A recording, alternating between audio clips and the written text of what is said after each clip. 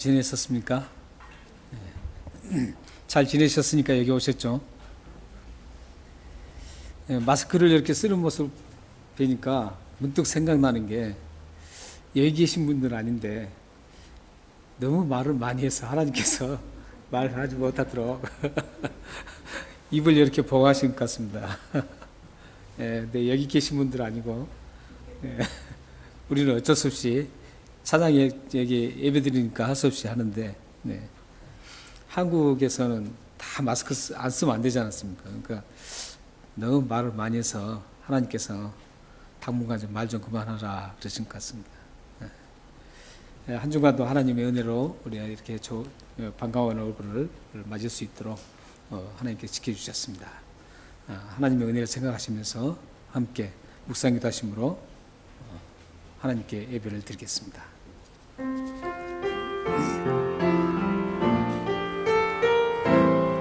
아버지, 예배를 하나님 받아주옵소서. 주의 긍휼하심을 베풀어 주시고 예배 속에 하나님의 임재를 일으키게 하시고 하나님 앞에 영광스럽게 예배를 드릴 수 있도록 인도하여 주옵소서. 하나님 아버지, 역사하여 주옵소서.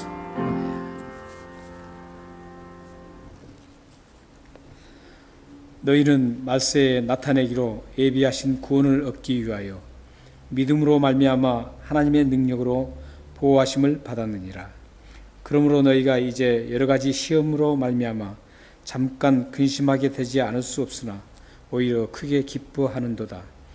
너희 믿음의 확실함은 불로 연단하여도 없어질 금보다 더 귀하여 예수 그리스도께서 나타나실 때에 칭찬과 영광과 존귀를 얻게 할 것이니라.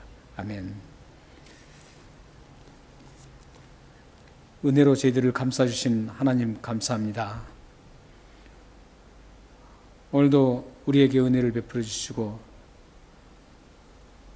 우리를 구원시키셨던 그 언약을 끝까지 흔들리지 않고 지켜주심을 감사합니다. 하나님 아버지, 이렇게 위대하게 우리에게 항상 은혜가 되시고 구원이 되신 하나님을 찬양하기 위해서 이 자리에 나왔습니다. 우리가 드리는 이 예배를 통해서 하나님의 영광이 드러나게 하시고 하나님이 가장 기뻐하시는 이 예배를 아름답게 주님의 마음을 감동시키는 예배가 될 수 있도록 성령님께서 역사해 주옵소서. 이 예배를 받아주시고 하나님의 크신 은혜를 저희들에게 베풀어 주옵소서. 예수 그리스도의 이름으로 감사하며 기도합나이다. 아멘. 하나님 아버지, 주의 은혜로 살았습니다. 주님께서 오시고 예배를 하나님 아버지 흔들려 주실 주님 마음으로 모아서 드릴 수 있도록 은혜를 베풀어 주옵소서. 성령님 역사해 주옵소서. 살아계신 하나님 은혜를 드리옵소서. 사도신경으로 우리의 신앙 고백을 하나님 앞에 드리겠습니다. 전능하사 천지를 만드신 하나님 아버지를 예가 믿사오며 그 위아들 우리 주 예수 그리스도를 믿사오니 이는 성령으로 잉태하사 동정녀 마리아에게 나시고 본디오 빌라도에게 고난을 받으사 십자가에 못 박혀 죽으시고 장사한 지 사흘 만에 죽은 자 가운데서 다시 살아나시며 하늘에 오르사 전능하신 하나님 우편에 앉아 계시다가 저리로서 산자와 죽은 자를 심판하러 오시리라. 성령을 믿사오며 거룩한 공예와 성도가 서로 교통하는 것과 죄를 사하여 주시는 것과 몸이 다시 사는 것과 영원히 사는 것을 믿사옵나이다. 아멘. 찬양, 우리 고개 들어 찬양을 하나님 앞에 드리겠습니다.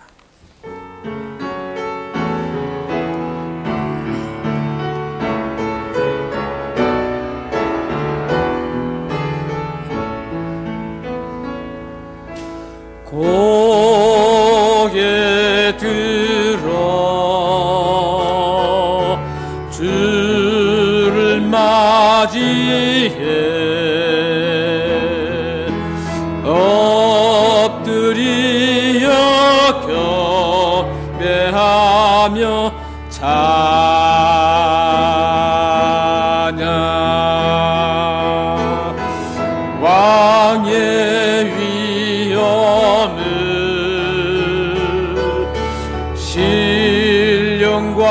진정하 찬양으로 영광 돌려 만왕의 왕께 다시 한번 하나님 앞에 엎드리겠습니다.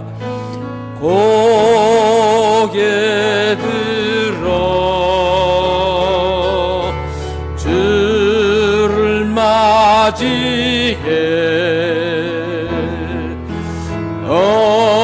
엎드려 경배하며 찬양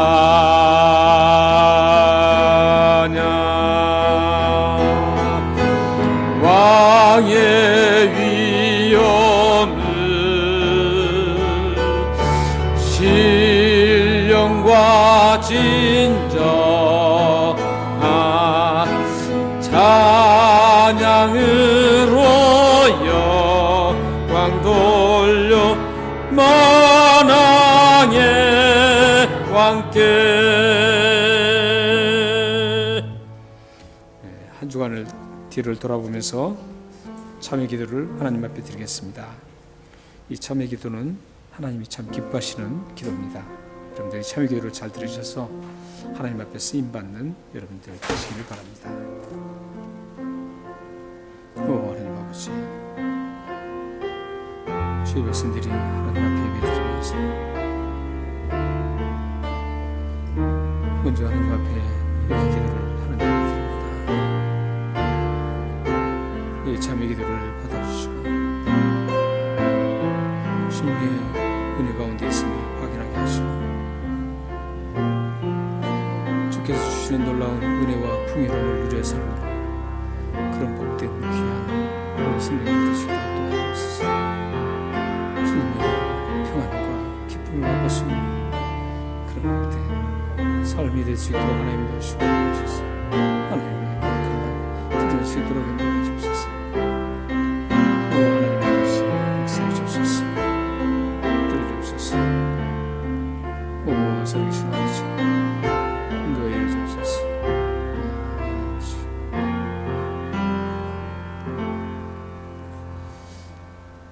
하나님 아버지, 나약하고 연약해서 하나님 보시기에 좋지 않는 생각과 말과 삶의 모습을 저희들이 보였습니다.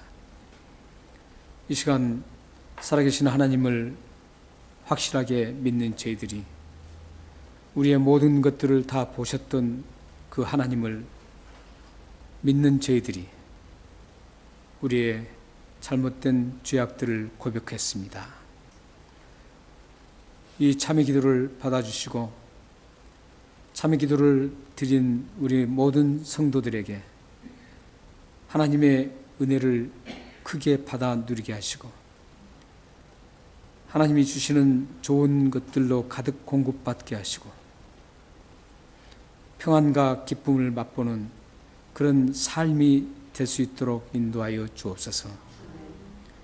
이 참회 기도를 통해서 우리들의 삶이 하나님의 거룩한 백성으로 살아갈 수 있도록 힘을 허락하여 주옵소서. 예수 그리스도의 이름으로 감사하며 기도합나이다. 아멘. 268장 죄에서 자유를 얻게 하면 찬송 하나님 앞에 드리겠습니다.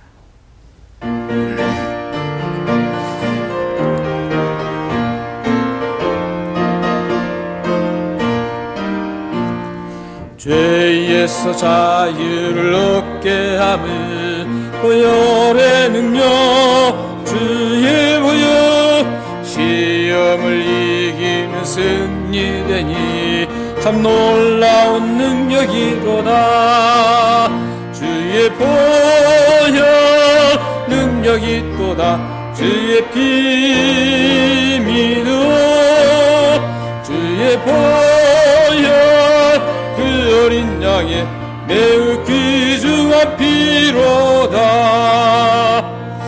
육체의 정령을 이기림을 보혈의 능력 주의 보혈 날마다 주께서 성전이 참 놀라운 능력이로다. 주의 보혈 능력이 또다 주의 피 믿어 주의 보혈 그 어린 양의 매우 귀중한 피로다 눈보다 더 이게 밝히는 것 보혈의 능력 주의 보혈 주의 모든 것 밝히시니 참 놀라운 능력이 또다 주의 보혈 능력이 또다 주의 피 믿어 주의 보혈 그 어린 양의 매우 귀중한 피로다 그 주의 복음을 전할 때모 보혈은요 주의 보혈 날마다 나에게 찬송 주니 참 놀라운 능력이로다 주의 보혈 그 주의 피 믿어 주의 보혈 그 어린 양의 매우 귀중한 피로다. 이 시간 우리를 대표해서 정진모 집사님 나오셔서 기도해 주시겠습니다.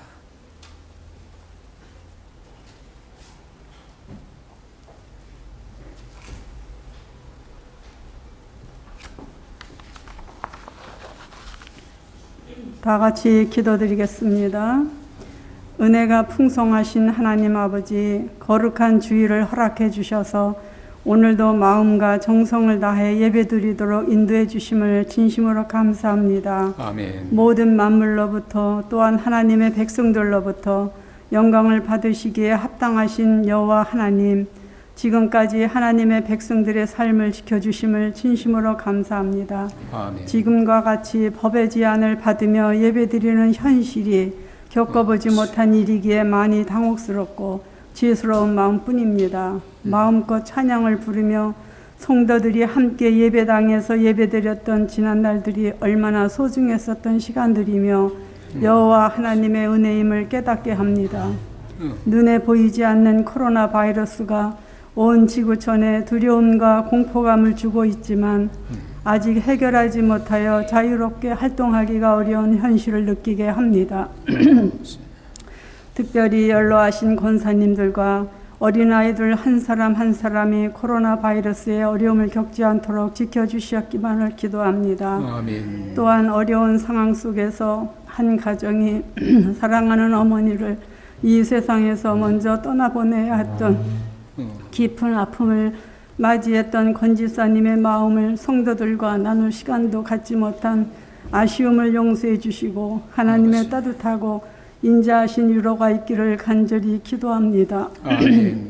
코로나 바이러스 문제가 믿음의 자녀들에게 한층 더 느낄 수 있는 것은 분명 주님 오실 날은 점점 더 가까이 와 있으며 긴박한 상황인 것을 깨닫게 해주시는 메시지인 것은 아닌가 조심스럽게 생각해 봅니다.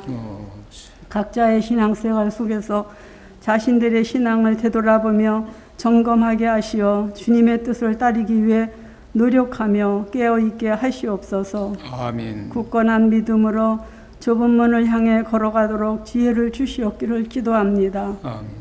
그 길을 가는 것은 개개인의 믿음만으로 갈 수 있음을 깨닫게 하시옵소서. 가정에서 영상으로 예배드리는 기간이 속히 끝나기를 간절히 소원합니다. 아멘. 여러 가지 어려운 문제들을 하나님 앞에 내려놓고 기도하는 자녀들의 기도가 응답되도록 허락해 주시옵기를 기도합니다. 아멘. 오늘은 또 황홍수 목사님의 설교를 통해서 주시는 메시지가 우리들의 삶 속에서 변화되도록 인도해 주시옵기를 기도하며 하나님의 종을 통해서 주시는 말씀에 우리들의 마음이 열리며 마음판에 새겨지는 능력의 말씀이 되어서 우리에게 성령의 감동만이 있도록 허락해 주실 예수 그리스도의 이름을 받들고 감사하며 기도 올렸사옵나이다. 아멘. 살아계신 하나님 아버지, 사랑하는 집사 목사님의 믿음의 기도로 응답하셨습니다. 이 기도가 주님 나라를 위해서 아름답게 쓰임받는 기도가 되게 하시고, 이 기도가 우리 지체들과 공동체와 우리 개인의 삶에 넘치는 은혜를 받는 복된 기도가 될 수 있도록 응답하여 주옵소서. 역사해 주옵소서. 오 아버지 주옵소서. 살아계신 하나님 말씀은 신약성경 357쪽에 있는 히브리서 12장 6절에서 11절 말씀입니다. 히브리서 12장 6절에서 11절 말씀입니다. 네, 교독하시겠습니다. 주께서 그 사랑하시는 자를 징계하시고 그가 받으시는 아들마다 책질질 하심이라 하였으니,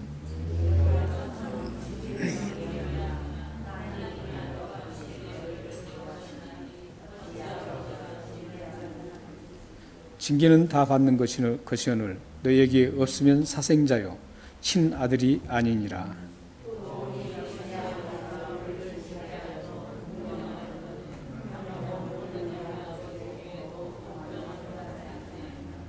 그들은 잠시 자기의 뜻대로 우리를 징계하였거니와 오직 하나님은 우리의 유익을 위하여 그의 거룩하심에 참여하게 하시느니라.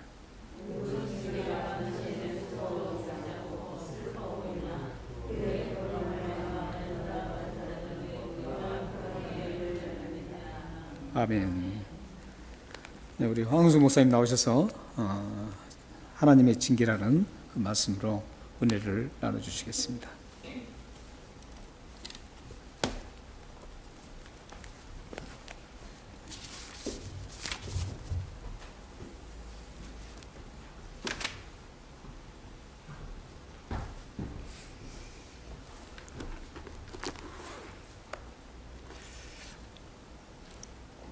할렐루야.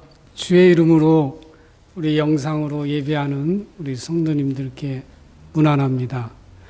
이렇게 여러분과 또 인사할 수 있도록 기회를 허락해 주신 하나님께 감사드리고, 육신적으로 우리 김 목사님 본인이 말씀을 전하셔야 되는데 또 저에게 이렇게 소중한 시간을 주셔서 감사합니다.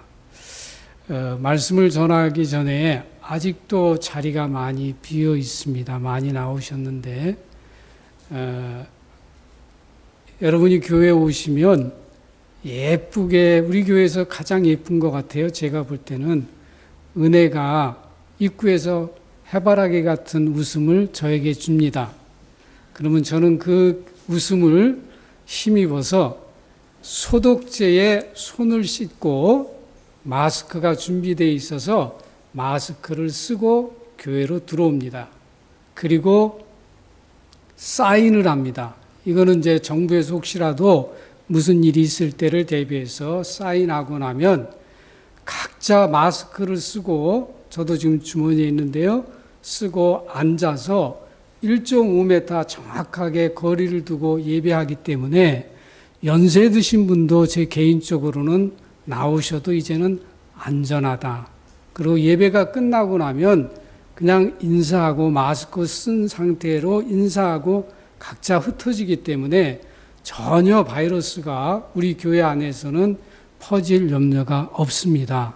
그러니까 지금 자리가 많이 비어 있고 저 교육관에도 자리가 많이 있습니다. 혹시 여러분이 다 나오셔서 자리가 부족하다고 한다면 그동안 열심히 예배에 참여했던 분들이 이렇게 예배 자리를 양보해 드릴 테니까 이제는 다 나오셔서 우리가 예배할 수 있기를 간절히 소망합니다. 기도하고 말씀을 듣겠습니다. 사랑하시는 아버지 하나님, 어렵고 힘든 중에도 아버지를 예배하고 경배할 수 있도록 우리를 있는 처소에서 또 아버지의 성전에서 예배할 수 있도록 인도해 주시니 감사합니다. 이 시간을 주님께서만이 홀로 영광 받아주시고 저희들에게는 하나님이 주시는 끝없는 사랑과 은혜와 복의 충만함을 허락해 주시옵소서. 오늘도 종이 준비한 말씀에 우리 모두가 하나님의 뜻을 깨닫는 복 있는 시간이 되기를 간절히 소망하며 예수님의 거룩하신 이름으로 기도했습니다. 아멘. 오늘 설교의 제목이 하나님의 징계라고 하는 제목입니다. 지난번에도 목사님이 기회를 주셔서 말씀을 전할 때 하나님을 떠나는 것에 대해서 제가 제목을 가졌던 것을 기억합니다. 왜 이렇게 어려운 시간에 위로의 말을 좀 목사님이 전해주시지 뭐 이렇게 무서운 제목을 갖는지 여러분이 궁금해 하실 수도 있습니다. 근데 위로의 말씀, 여러분에게 소망의 말씀은 우리 목사님이 늘 강단에서 따뜻하게 여러분에게 말씀을 해주시니 저까지 또 그 말씀을 전하면 아니 될 것 같아서 제가 지금 코로나로 인해서 저와 여러분의 신앙의 상태가 점점점 침체되어 가고 있다라고 하는 것을 아마 느끼시고 있을 겁니다. 또 가정에서도 이제는 교회 가기 위해서 준비하는 것이 거치장스러워질 정도로 이제는 가정에서 예배 드리는 것이 여러분에게 익숙해지고 있지 않나 하는 그런 생각을 가져서 우리가 그래서는 절대 안 된다. 어떠한 경우에 있어서도 그렇게 우리의 신앙이 나태해지거나 그런 위험한 상황으로 들어가서는 안 되겠다 하는 마음으로 제가 설교 제목을 하나님의 징계라고 하는 제목으로 삼았습니다. 여러분, 하나님은 저와 여러분이 신앙의 본질, 이 신앙의 본질이라고 하는 것은 오래전에 제가 말씀을 전했습니다. 하나님을 아는 것, 지식적으로 그리고 경험적으로 아는 것, 플러스 우리의 전 존재로 하나님을 사랑하는 것이 신앙의 우리의 본질이라고 말씀을 드린 적이 있습니다. 그래서 하나님의 백성이 이 신앙의 본질에서 떠나면 우리가 하나님께 아무리 많은 종교적인 의식과 헌신을 드린다 할지라도 결국은 우리는 하나님의 징계를 모면할 길이 없고 심판을 피할 길이 없다는 사실입니다. 우리는 이 같은 사실들을 구약의 역사나 예수님의 시대의 역사를 통해서 이미 성경에서 알고 그리고 배워왔습니다. 왜 하나님께서 우리에게 이와 같은 징계와 심판을 하시느냐? 우리가 신앙의 본질에서 떠난다면 그것은 실제로 우리가 하나님을 떠난 것이기 때문입니다. 그러므로 저와 여러분이 신앙의 본질 가운데 있으면서 하나님과의 친밀한 교제를 가질 때만이 하나님께서 우리를 위해 예비하신 생명과 복이 우리의 삶에 넘치게 됩니다. 그럼 이제 본론을 말씀드립니다. 첫째, 징계와 심판에 대한 우리의 그릇된 이해를 먼저 짚고 넘어갑니다. 오늘날 많은 하나님의 자녀들은 하나님의 징계에 대해서 그릇된 이해를 가지고 있음을 신앙생활하면서 경험합니다. 그 중에 여러 가지가 있지만 오늘은 대표적으로 두 가지를 말씀드립니다. 그 첫째는 무엇인가 하면 하나님이 나를 사랑하기 때문에 그리고 내가 하나님 앞에 하나님께 예배드리고 있기 때문에 나는 구원받은 자라고 하는 확신이 있기 때문에 나에게는 아무 일이 생기지 아니하고 평탄할 것이다라고 생각하고 있다라고 하는 것. 이것이 저와 여러분이 하나님의 징계와 심판에 대한 그릇된 신앙관입니다. 오늘날 많은 성도들은 본인이 신앙의 본질 가운데 있지 않음에도 불구하고 자신의 삶이 평탄하며 잘 되는 것을 하나님의 복의 증거로 이해하고 그것이 자신이 신앙생활을 잘하고 있다라고 생각합니다. 그러나 그것은 매우 그릇되고 위험한 신앙 자세입니다. 왜냐하면 오늘 본문 말씀에 그것에 대해서 지적을 합니다. 뭐라고 말씀하십니까? 하나님은 당신의 사랑하는 자녀들을 반드시 무엇하신다 그랬죠? 징계하신다. 또 한 가지 또 뭐라고 말씀하셨죠? 채찍질 하신다. 하나님은 반드시 당신의 사랑하는 자녀들을 향해서 두 가지를 행하시는데 그것이 뭐냐면 징계와 채찍질을 하시겠다는 겁니다. 그러나 반대로 하나님을 아는 것을 소중한 것으로 여기지 않는 사람들은 그들의 상실한 마음대로 온갖 죄 가운데 거하도록 내버려 두시겠다고 하나님 말씀하십니다. 로마서 1장 28절에 있는 말씀을 제가 읽어드립니다. 그들이 마음에 하나님 두기를 싫어하며 하나님께서 그들을 그 상실한 마음대로, 상실한 마음은 영어 성경에서 타락한 마음을 말합니다. 타락한 마음대로 내버려 두사 합당하지 못한 일을 하게 하셨으니, 여러분이 이 말씀을 들으면 혹시 착각하는 것이 이것은 예수 믿지 않는 사람들을 향한 말씀이라고 이렇게 생각할 수 있습니다. 아닙니다. 예수 믿지 않는 사람은 물론이거니와 오늘 우리가 하나님을 믿는다고 하면서도 신앙의 본질 가운데 거하지 않는 사람을 향해서도 하시는 하나님의 말씀입니다. 이것이 바로 하나님의 진노입니다. 그러므로 하나님의 자녀들이 신앙의 본질 가운데 있지 않고 우리의 삶과 신앙이 자기 중심적임에도 불구하고 저와 여러분의 삶이 평탄하다면 그것은 하나님께서 우리를 사랑하시는 것이 아니라 오히려 하나님께서 저와 여러분을 향하신 진노라고 하는 사실을 우리가 알아야 합니다. 예레미야서 2장 13절과 12장 1절로 2절에 보면은 실제적으로 예레미야 시대에는 하나님의 심판이 임했습니다. 그럼에도 불구하고 대부분의 사람들이 잘 살았어요. 부유했습니다. 여유가 있었습니다. 다시 말해서 오늘 저와 여러분의 신앙을 만일 형통한 것과 부한 것과 잘 되는 것으로 우리의 신앙에 가치관을 둔다고 한다면 우리는 예레미야 시대에 하나님의 심판이 임했음에도 불구하고 그들이 하나님의 심판이 임했는지도 모르고 신앙생활한 것과 똑같다라고 하는 사실을 우리가 알아야 합니다. 두 번째는 우리의 징계와 심판에 대한 그릇된 두 번째 우리의 생각은 하나님은 더 이상 구약의 시대와 같이 오늘날에는 즉시 저와 여러분이 죄를 짓고 하나님의 뜻대로 살지 않아도 심판하거나 징계하지 않는다라고 생각하는 것이 저와 여러분의 잘못된 신앙관이다라고 하는 겁니다.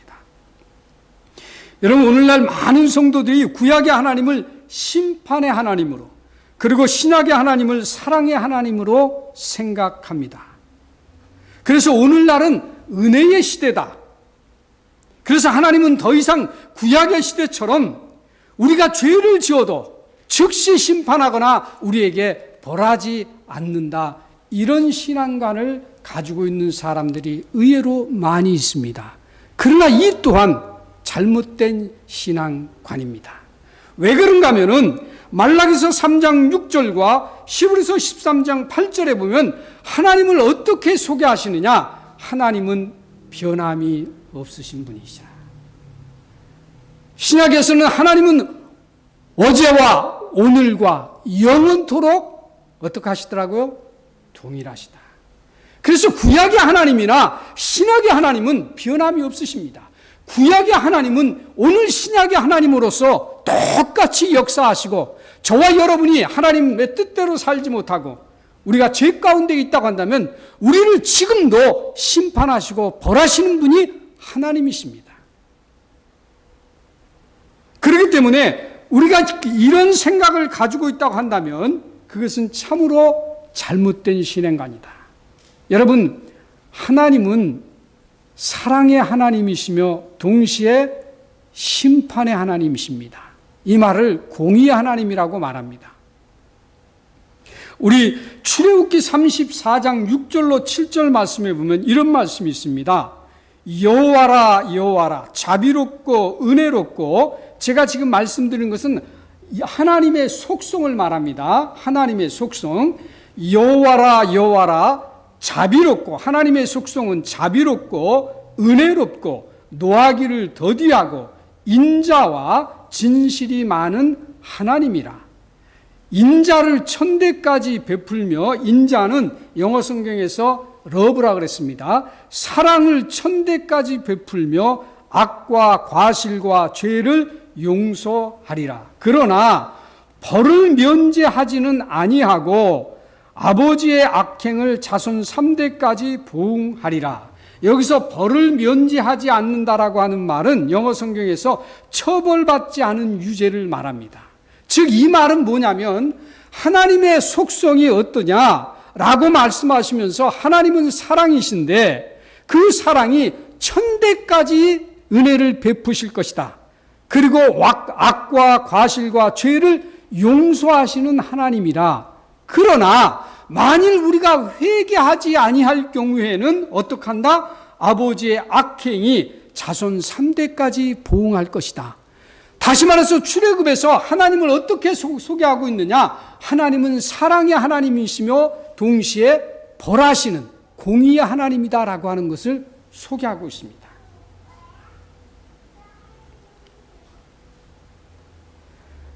물론 요한일서 4장 8절에 보면 하나님은 자신이 사랑이라고 소개합니다.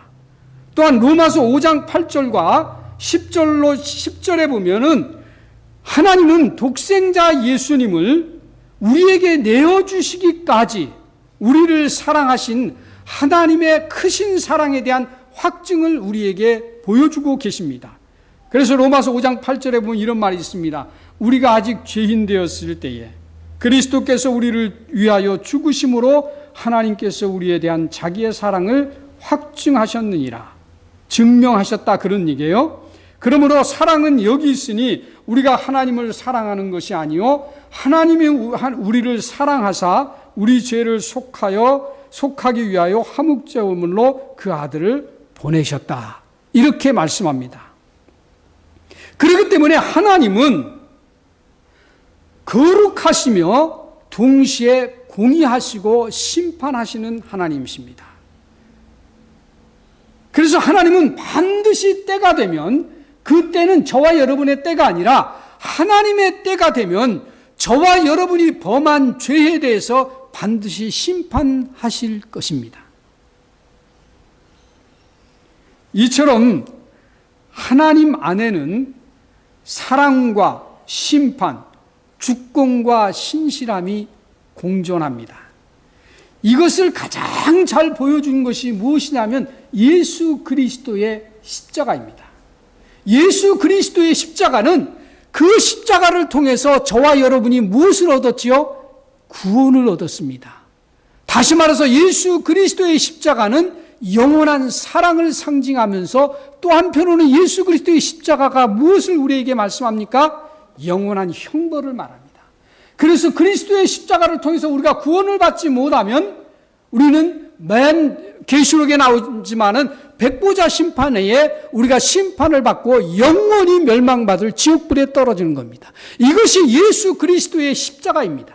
그래서 그리스도의 십자가는 하나님의 속성을 가장 잘 나타내고 있는데 그리스도의 하나님의 사랑과 하나님의 심판에 대해서 정확하게 보여주고 있는 것이 바로 예수 그리스도의 십자가입니다. 그러므로 우리는 하나님께 대해 올바른 인식을 가져야 합니다. 그래야 우리는 두려움을 가지고 하나님을 섬길 수가 있습니다. 여러분, 오늘 코로나 때문에 우리가 가정에서 안주한 신앙생활을 하고 이것이 여러분에게 혹시라도 습관적으로 변해돼서 이제는 교회 오는 것이 힘들어지는 상황이 되기 이전에 오늘 하나님이 어떤 분인가를 정확하게 여러분이 깨달으셔서 다음 주부터 이 빈 공간을 꼭 채울 수 있기를 소망합니다. 이 길만이 저와 여러분이 하나님 안에서 살 수 있는 길이고 이 위험한 상황 속에서 우리가 보호받을 수 있는 유일한 길입니다.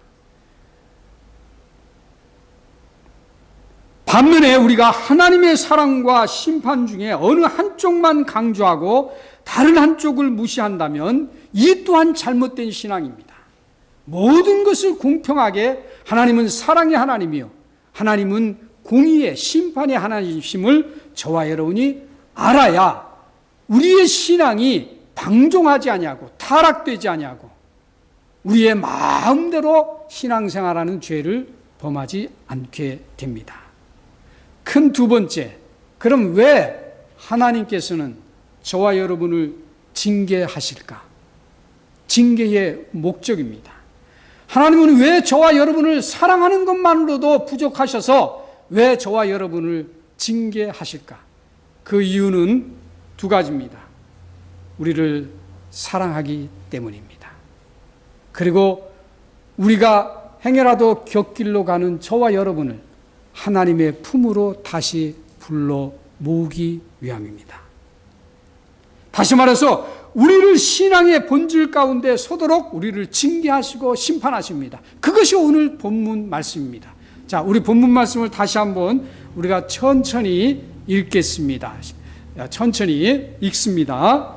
주께서 그 사랑하시는 자를 징계하시고 그가 받아들이시는 아들마다 채찍질 하심이라 하였으니 너희가 참음은 징계를 받기 위함이라 하나님의 아들과 같이 너희를 대우하시나니 어찌 아비가 징계하지 않는 아들이 있으리요 징계는 다 받는 것이거늘 사생자여 친아들이 아니니라.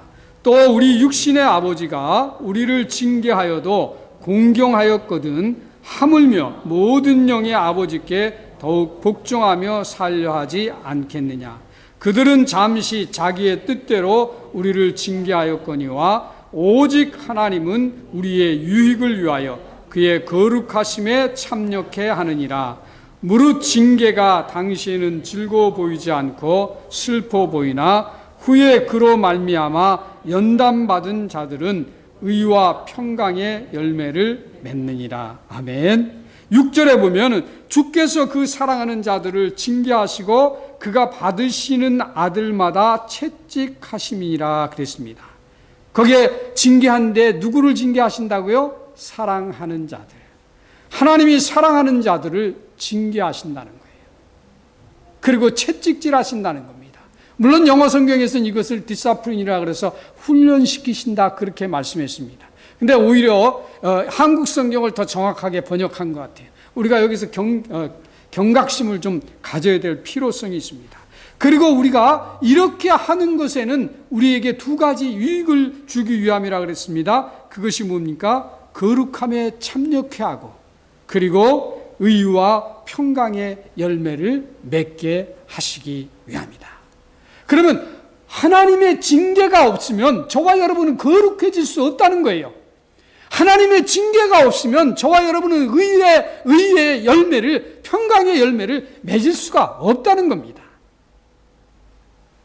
그러니까 반드시 저와 여러분에게 필요한 것이에요.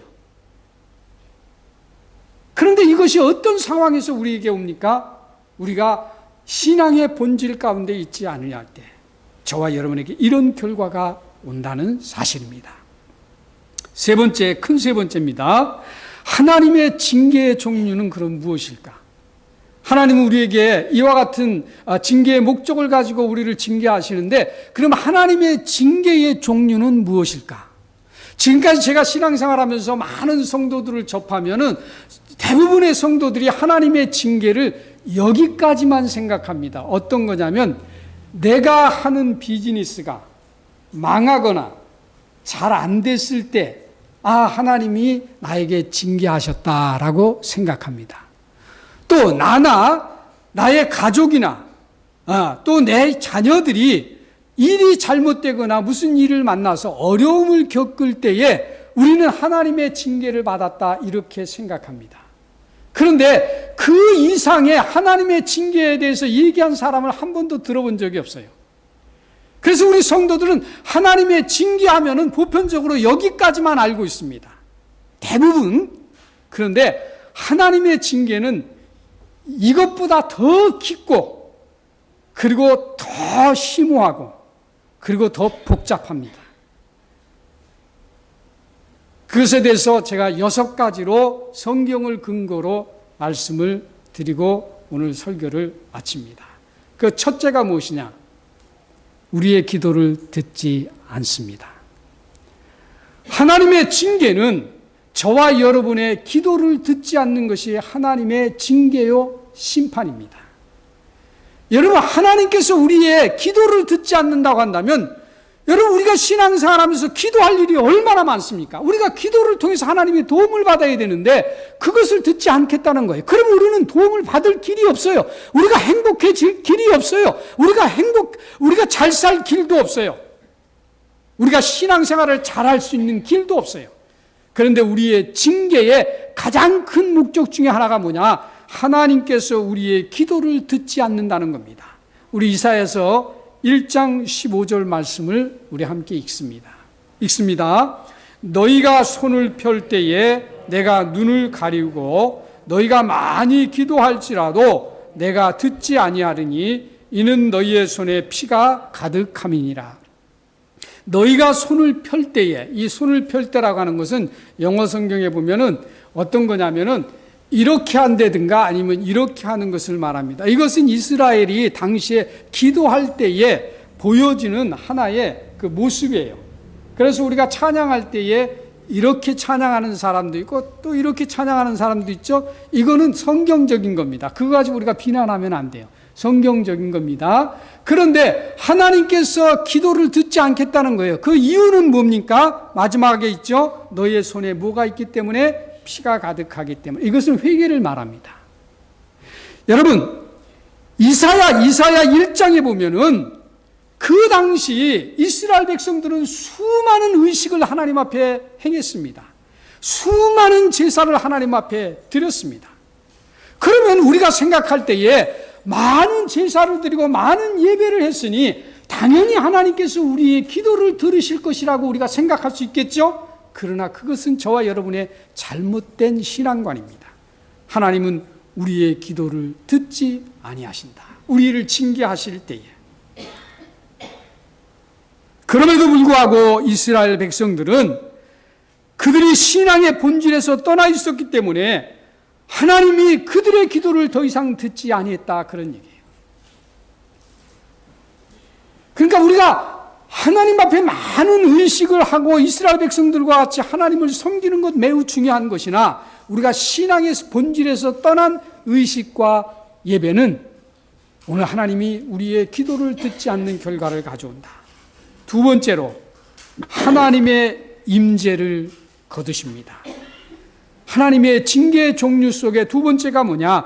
하나님의 임재를 거두십니다. 계시록 2장 5절에 있는 말씀 우리 함께 읽겠습니다. 그러므로 어디서 떨어진 것을 생각하고 회개하여 처음 행위를 가지라. 만일 그러지 아니하고 회개치 아니하면 내가 네게 임하여 네 촛대를 그 자리에서 옮기리라. 이 촛대는 하나님의 임재를 상징합니다. 이것을 옮기겠다는 거예요. 여러분, 우리가 구약의 모세는 그 어떤 것보다도 하나님의 임재를 가장 중요시 여겼던 사람입니다. 그래서 하나님께서 모세에게 말했죠. 이스라엘 백성들을 데리고 가나안으로 가라. 그랬을 때 모세가 한 얘기가 있어요. 뭐라고 말했죠?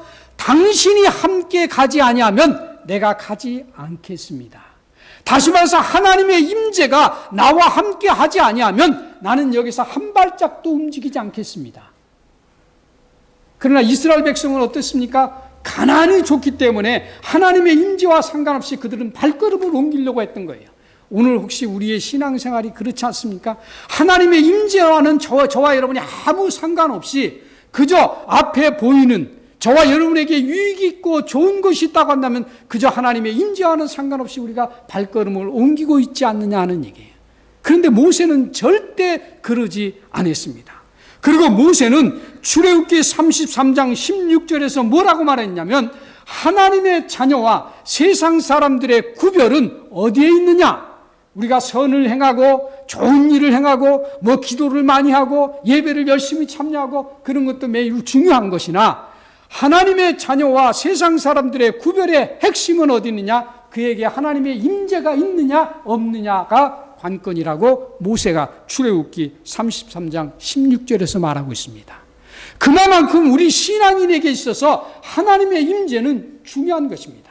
만약 우리가 하나님의 임재가 없는 우리의 신앙생활을 하고 있다고 한다면 이거는 참으로 위험한 신앙생활이고 그리고 참으로 저와 여러분이 안타까운 신앙생활을 하고 있는 것입니다.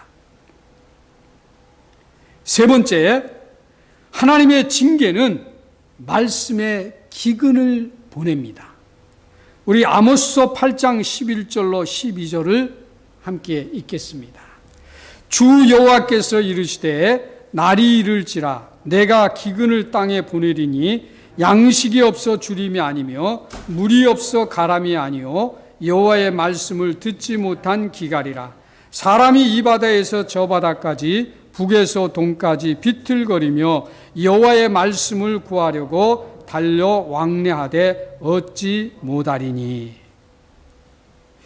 여러분, 이 말씀이 말씀의 기근이라고 하니까 이 말씀을 여러분이 볼 때에 구약에는 그럴 수 있다라고 칠 수 있어요.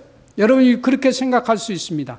그런데 오늘날과 같이 이러한 시대에 말씀의 기근이라, 하나님의 징계가 말씀의 기근이라 맞지 않는 말씀일 수 있습니다. 그렇죠.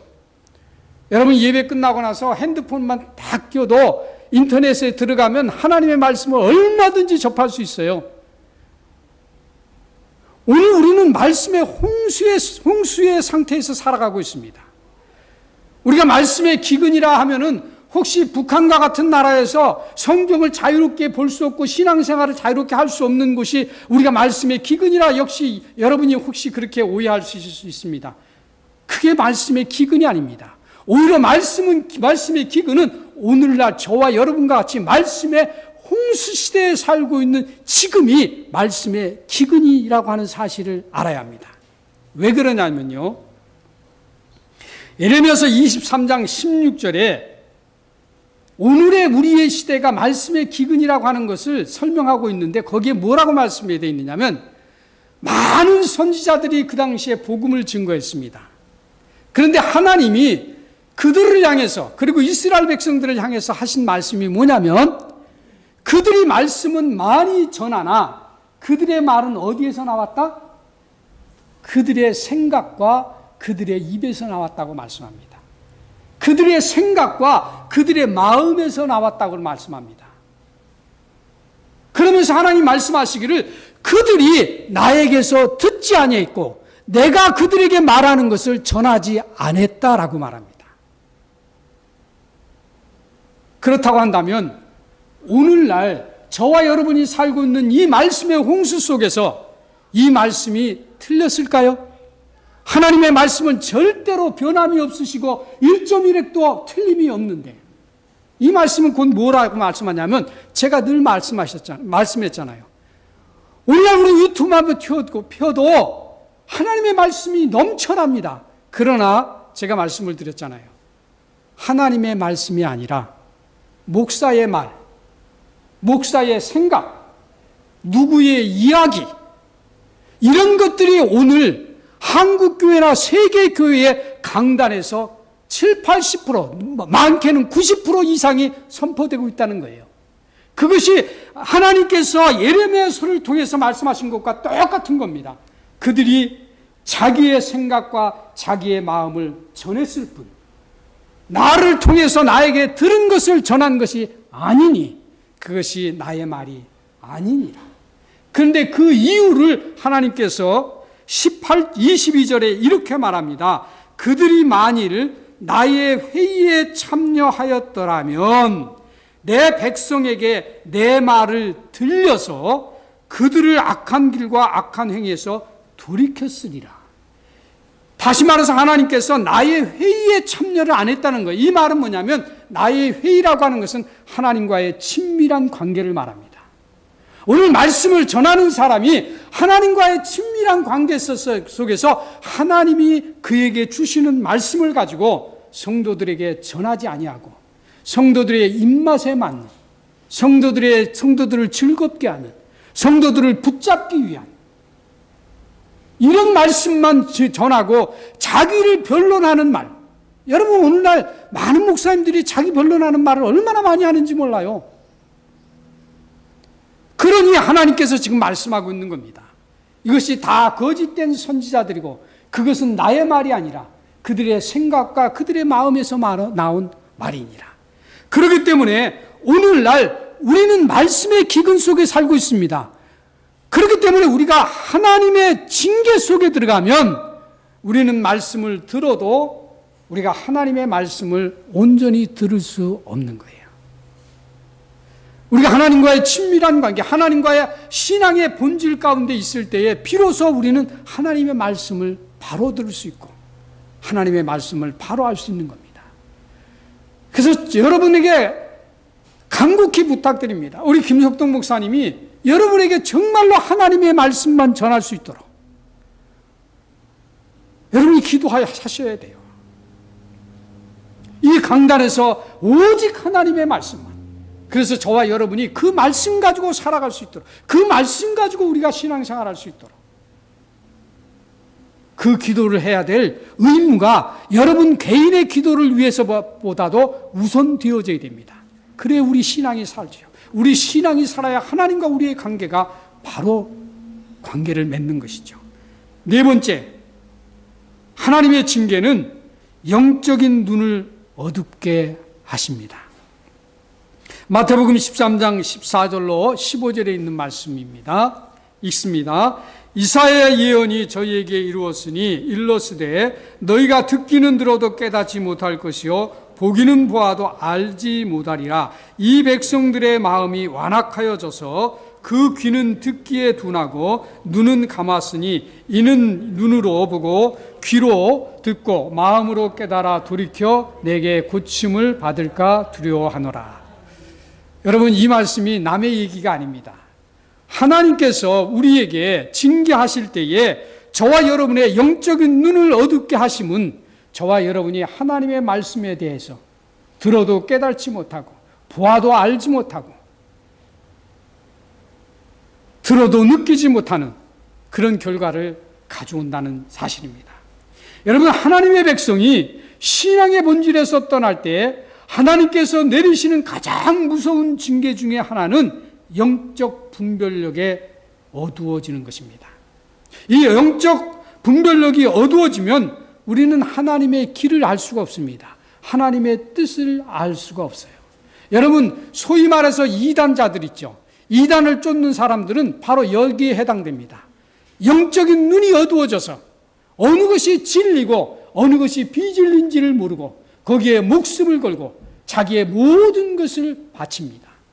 심지어는요, 교회 안에 오늘날 비성교회, 우리가 이단이 아니라고 하는 교회 속에도 이 영적으로 어두워져서 담임 목사가 은퇴하고 나면은 담임 목사를 우상으로 섬겨서 뭐를 만들어 놓고 뭐를 세우고 무슨 기록 영화를 만들고 왜 그런 짓을 하는지 모르겠습니다. 오늘날 교회 안에는 오직 누구만이 존재해야 됩니까? 예수 그리스도 외에는 누구도 존재해서는 안 됩니다. 그런데 오늘날 큰 교회를 다니든 적은 교회를 다니든 상관없이 우리가 영적인 눈이 어두워지면 그런 짓을 한다니까요.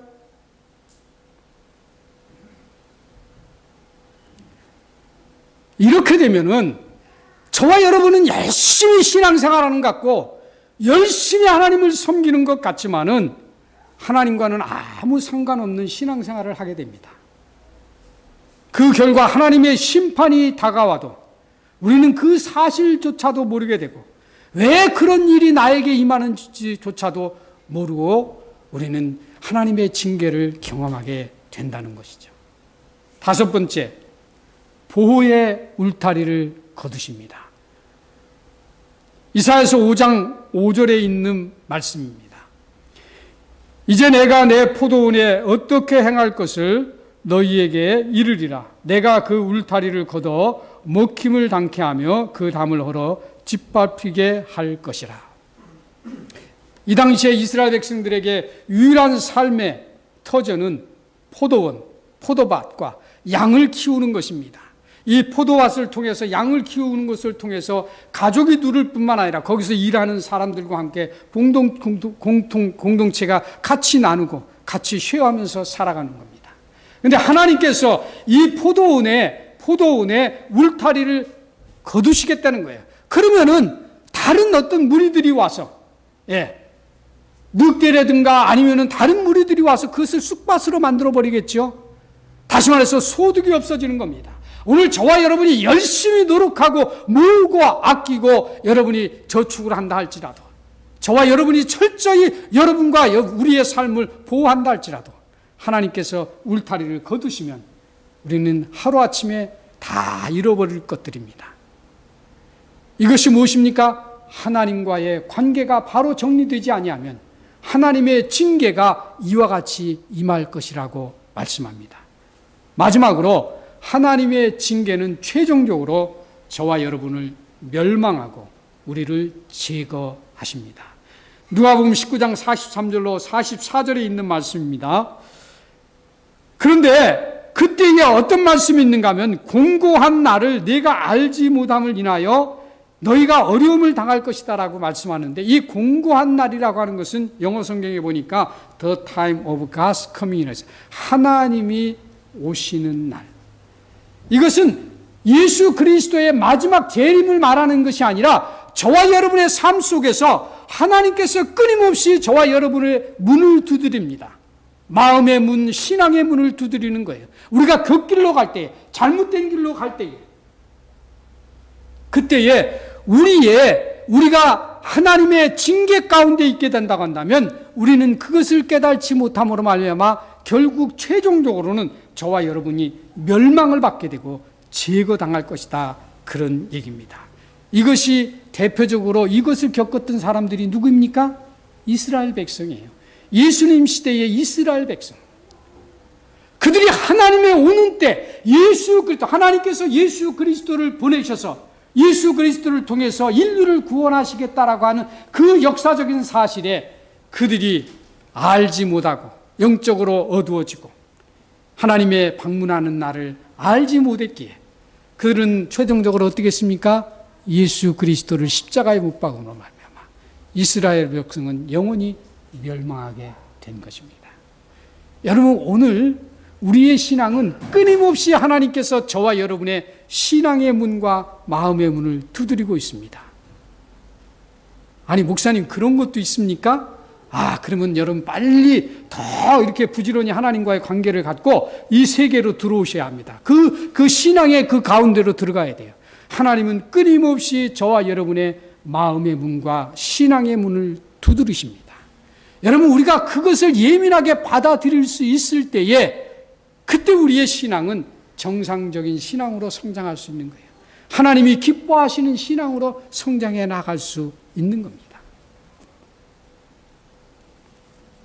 말씀을 정리합니다.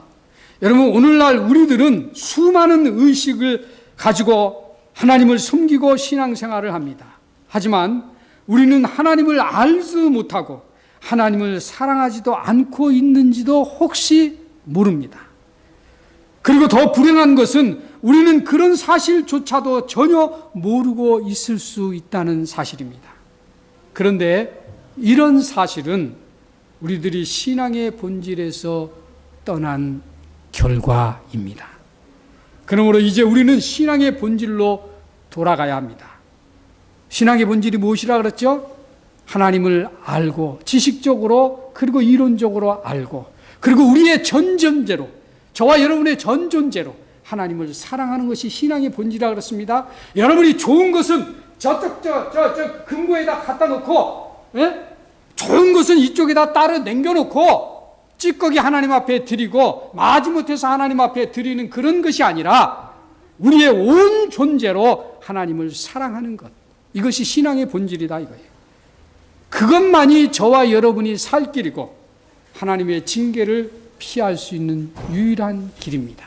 서론에서도 아까도 말씀드렸습니다만 이러한 시대에 혹시라도 우리가 안주하는 신앙과 나태한 신앙으로 빠져들어가고 있다고 느껴진다고 한다면 빨리 일어나셔서 하나님의 징계에 미치지 않도록 저와 여러분의 신앙이 다시 한번 깨어날 수 있는 그런 소중하고 아름다운 기회가 될 수 있기를 예수님의 이름으로 간절히 축복합니다.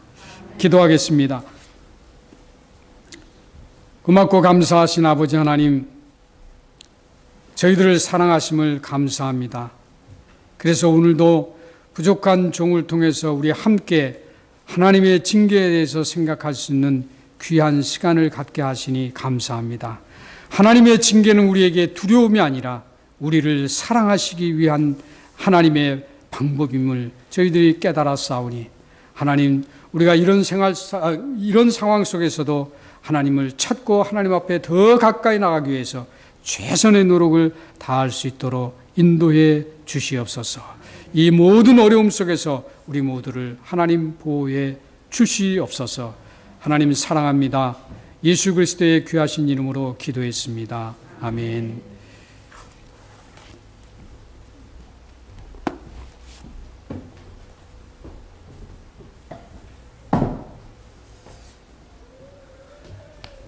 네, 찬송 407장 찬송하시겠습니다.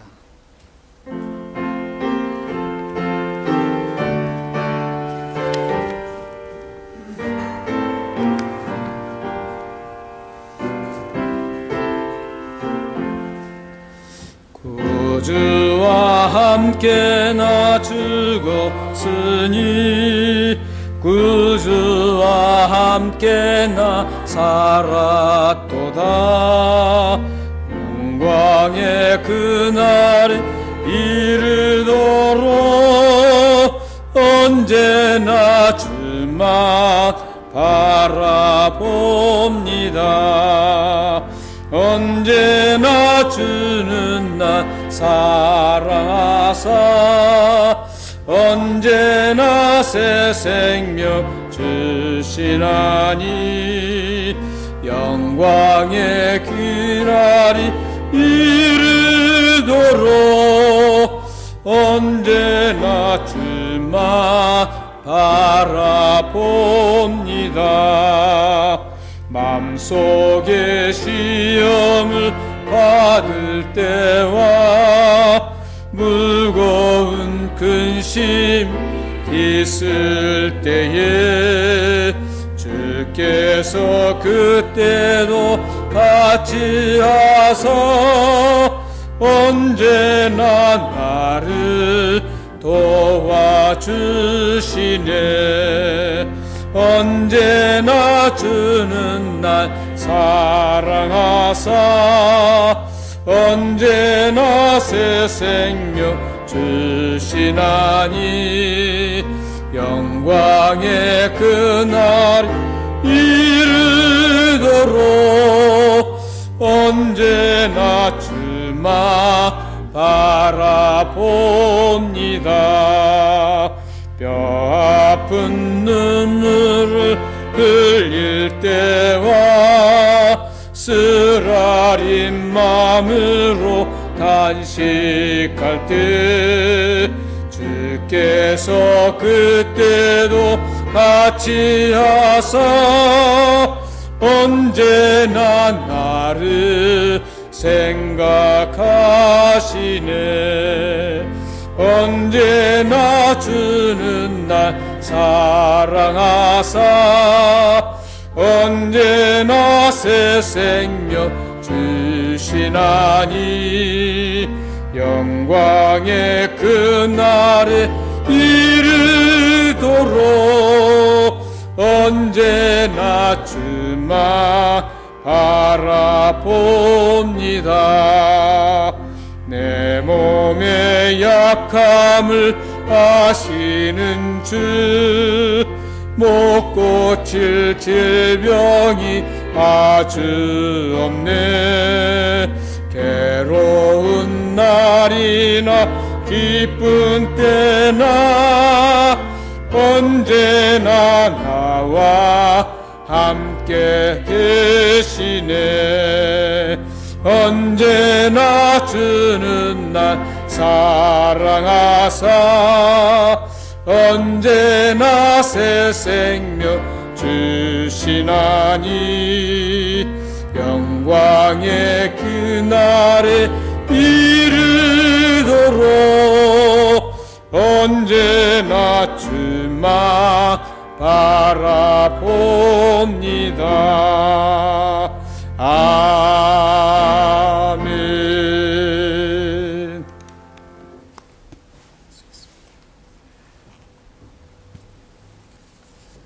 네, 감사한금 드리는 손길이 있습니다. 7월 1일 이태산 100일입니다. 건강하게 태어나 잘 자라고 있음에 감사드립니다 하고 귀한 가정에서 감사함을 드렸습니다. 하나님께서 모든 것을 인도해 주심에 감사드립니다 하고 감사함을 드렸습니다. 기도하시겠습니다. 존귀하신 하나님, 한 생명을 이 땅에 보내주시고 100일 동안 지켜주심을 감사하는 아름다운 가정 위에 주님의 은혜와 평강을 허락하여 주옵소서. 이 귀한 아기가 100일뿐만 아니라 하나님 나라에 갈 때까지 건강하게 지혜롭게 이 세상에 하나님의 사람으로 영향력을 끼치며 살아가는 복된 아이로 자라게 하여 주옵소서. 그래서 이 아이를 통해서 살아계신 하나님을 모든 이들이 볼 수 있게 하시고 이 아이를 통해서 힘들고 어려운 많은 사람들이 위로받고 도움을 받는 축복의 통로가 되는 아이가 될 수 있도록 역사해 주옵소서. 이 가정에 주님이 날마다 함께 하셔서 평강과 기쁨을 허락해 주시고 하나님의 은혜를 날마다 공급해 주셔서 하나님으로부터 멀어지지 않도록 날마다 지켜 주옵소서. 하나님께 모든 것들을 인도해 주심에 감사드리는 가정이 있습니다.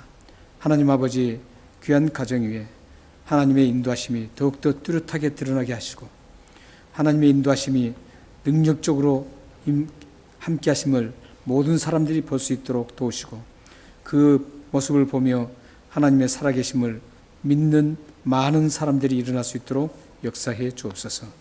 오늘도 하나님 앞에 11조를 드리고 감사헌금을 드리고 주일 헌금을 하나님 앞에 드린 손길들이 있습니다. 또한 마음을 드리는 아름다운 마음들도 있습니다. 물질을 드리고 마음을 드린 모든 분들의 삶을 책임져 주시고 그들의 가는 여정에 늘 하나님의 기쁨과 평안과 감사가 넘칠 수 있도록 역사해 주옵소서. 그들이 하는 일에 하나님의 함께 하셔서 그 함께하는 그 하나님의 손길에 의해서 그 기업들이 번창할 수 있도록 도우셔서 그 번창을 통해서 하나님의 영광을 높이 드러낼 수 있도록 역사해 주옵소서. 또한 가정들마다 하나님께서 평강과 기쁨과 감사와 사랑을 가득 부어주셔서 그들의 가정이 날마다 그리스도의 꽃을 피워나가는 그런 아름다운 향기로운 가정들이 될 수 있도록 인도하여 주옵소서. 이 물질을 받아주시고 이 물질이 쓰이는 곳마다 살아계신 하나님의 그 높으신 이름이 드러날 수 있도록 역사해 주옵소서. 예수 그리스도의 이름으로 감사하며 기도합나이다. 아멘. 오 하나님 아버지, 주 예수 그리스도의 이름으로 봉헌 기도를 드렸습니다. 이 기도대로 응답되어서 사랑하는 성도들 가정과 그들의 삶과 그들의 현장들이 날마다 하나님 앞에서 기쁨으로 주님을 드러낼 수 있도록 이 기도로 응답하여 주옵소서. 역사해 주옵소서. 네, 교회 소식을 드리겠습니다. 코로나 바이러스로 어수선한 가운데서도 여전히 하나님께서 인도하셔서 벌써 1년의 반인 6월 이제 마지막 제주를 맞이했습니다. 굉장히 세월이 빠른 것 같습니다. 여러분들 이런 어려운 시기에서도 여러분들 지켜주신 하나님을 생각하면서 이럴 때일수록 빛과 소금의 삶을 더 늘려나가는 그런 아름다운 여러분 신앙의 여정이 될 수 있도록 날마다 하나님과 가까이 하는 시간 되시기를 바랍니다. 호주 정부 지침은 50명인데 다 채워질 지금 우리 공간이 부족해서 50명은 다 못하지만 자리가 좀 비어 있습니다. 아까 황 목사님 설교 말씀에도 설교하시기 전에 말씀한 것처럼 자리가 비어 있으니까 여러분들 많이 오셔서 함께 참여하면 좋겠습니다. 수요 예배에 로마서 그 커피 브레이크를 지금 하고 있습니다. 그래서 수요 예배 이제 로마서 12장에는 은사가 나오는데 우리가 하나님으로부터 제일 처음에 구원을 받습니다. 구원을 받은 즉시 우리에게 하나님께서 주시는 게 하나 있습니다. 그게 바로 은사입니다. 그래서 이 은사가 굉장히 중요합니다. 왜냐하면 구원받은 사람이 하나님을 위해서 일해야 되는데 그 그 일을 할 때 이 은사를 가지고 일을 하게 됩니다. 그래서 이 은사가 나에게 어떤 은사가 있는가 이걸 체킹해서 그 은사대로 사용되어야 됩니다. 그렇지 않으면 자꾸 힘들어지고 그 효과도 별로 없습니다. 하나님께서는 분명히 구원받은 즉시 우리에게 은사를 주십니다. 그걸 지금 체킹을 했습니다. 지난주에는. 그리고 체킹을 하고 그게 이제 100% 사람이 하는 거니까 100%는 아닌데 체킹을 하고 나서 그다음에 이제 이번 주에는 각자 받은 은사가 무언가를 함께 디스커션하면서 그 은사를 더욱더 활성화시키는 그런 방향들을 함께 논하는 시간입니다. 그래서 수요일 날 참 좋은 시간입니다. 그래서 체킹을 하고 이런 그 좋은 시간에 여러분들 함께 참여하셔서 이번에 함께 여러분들 은사를 한번 발견하시고 은사를 어떻게 활용해야 될 것인가 한번 생각했으면 좋겠습니다. 탤런트는 말이죠. 예수를 안 믿는 사람들에게도 주는 거예요. 그러니까 탤런트하고 은사는 다릅니다. 그래서 여러분들이 하나님 일을 하기 위해서는 은사가 무엇인지를 알아야 됩니다. 네, 그리고 지금 저희들이 이제 오늘부로 세컨텀이 이제 마쳐집니다. 세컨텀이 마쳐지고 다음 주부터 서드텀이 시작됩니다. 여러분들 서드텀 주제는 용서와 포용을 하는 그리스도인입니다. 그래서 성경 말씀은 마태복음입니다. 마태복음을 많이 읽으시고 함께 어떻게 하면 마태복음 읽을 때 이제 포커스가 생겼지 않습니까? 용서와 또 용서와 포용이라는 그 포커스를 마치고 마태복음을 쭉 읽어가시는 겁니다. 그래서 마태복음에는 그런 부분들이 참 많이 있습니다. 그래서 여러분들이 마태복음을 읽으면서 포용하고 또 용서하는 그런 그리스도인이 되는 그런 놀라운 시간을 가졌으면 좋겠습니다. 필독서는 탓이라는 게 있습니다. 탓. 우리 나무 탓을 많이 하죠. 탓을 많이 하는데 이 탓이라는 그 책이 하나 있습니다.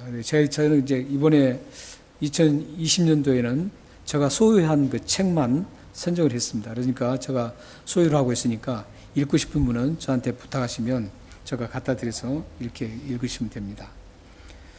고국을 방문 중인 분들이 계시는데 위해서 기도해 주시고 빨리 고국 방문 중에서 또 기도하고 바라는 것들이 빨리 이루어져서 오실 수 있도록 기도해 주시면 감사하겠습니다.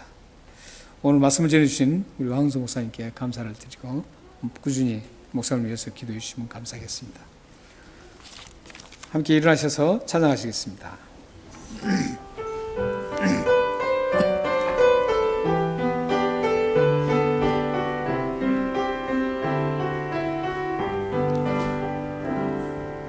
너희의 모이누리 주의 은총 받은 자녀라. 주께서 이 자리에 함께 계심을 아노라. 언제나 주님만을 찬양하며 따라가리니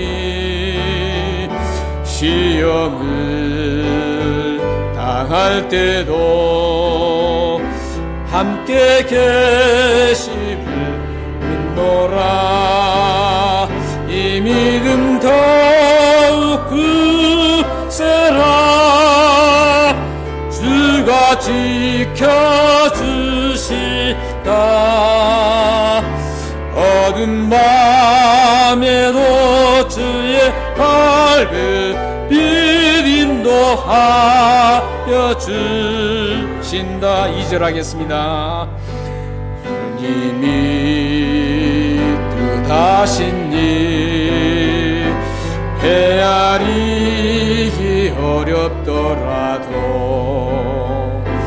언제나 주 뜻 안에 내가 있음을 아노라며 사랑의 말씀 중에 나를 더욱 새롭게 하니 때로는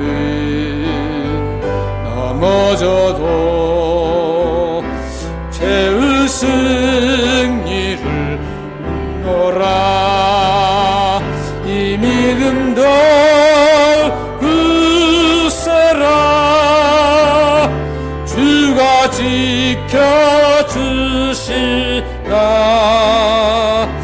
어두운 밤에도 주의 밝은 일 인도하여 주신다. 기도하겠습니다. 지금은 우리 주 예수 그리스도의 은혜와 하나님의 극진하신 사랑하심과 성령님의 감동, 교제하심이 하나님의 징계를 통해 우리를 더욱더 아름답게 다듬어서 하나님 백성으로, 거룩한 백성으로 세워서 하나님의 크신 이름을 드러내기를 원하는 그런 엄청난 하나님의 뜻을 이루어드려서 하나님의 영광을 나타내기를 원하는 이곳에 모인 하나님 백성들 머리 위와 그들의 가정과 자녀들과 기도와 미래 위에 지금으로부터 영원토록 함께 있기를 축원하옵나이다. 아멘. 살아계신 하나님 아버지, 성삼위 하나님의 이름으로 이 축복 기도를 드렸습니다. 이 축복 기도대로 그대로 응답되어서 하나님의 사람으로 능력적으로 사용되어서 하나님의 거룩한 백성으로 다시 일어나서 하나님의 영광을 크게 들려나는 아름다운 귀한 삶이 될 수 있도록 이 축복 기도를 응답하여 주옵소서. 역사해 주옵소서. 오 살아계신 하나님, 전능하신 하나님, 응답하여 주옵소서. 오 아버지,